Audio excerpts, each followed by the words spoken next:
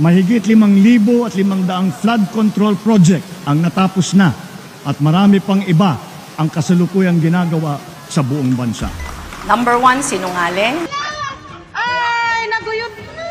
Ay, sa Albay, inanod ng baha ang mga bahay na ito sa barangay Bonbon sa Libon. Ang pinakamahalaga ay ang buong bansa ay matibay at laging handa sa nakakapinsalang mga sakuna. Pangalawa, in the difficult moments, hindi siya nagpapakita. Sa sobrang taas ng tubig, halos bubong na lang ang makikita sa ilang bahay.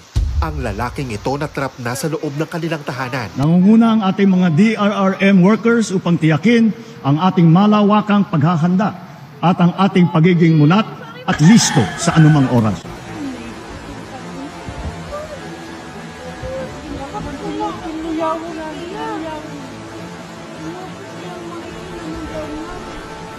Bilang pangunahing paghahanda, nagtatayo tayo ng mga mahalagang infrastruktura na magsisilbing proteksyon at sentro ng koordinasyon, lalo na sa aspeto ng paghahatid tulong.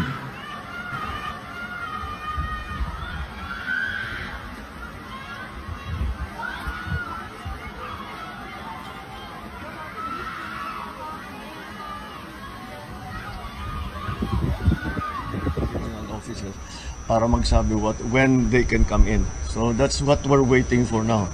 So wala we are at the mercy of the weather as we always are.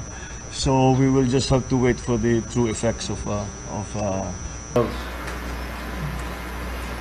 anong gagawin natin? Anong gagawin natin? Anong gagawin natin?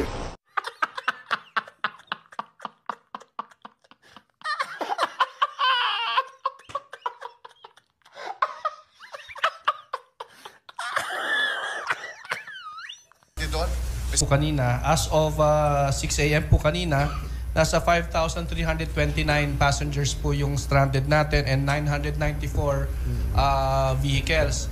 So what we have been doing po, every time naman po na meron po tayong ganitong situation, lahat po ng terminals natin sa stranded, we provide them hot meals po. No? Pero ano lang po, Mr. President, normally lugaw po na mainit kasi wala naman po sa budget po natin yan. That's exactly what I'm saying. Opo.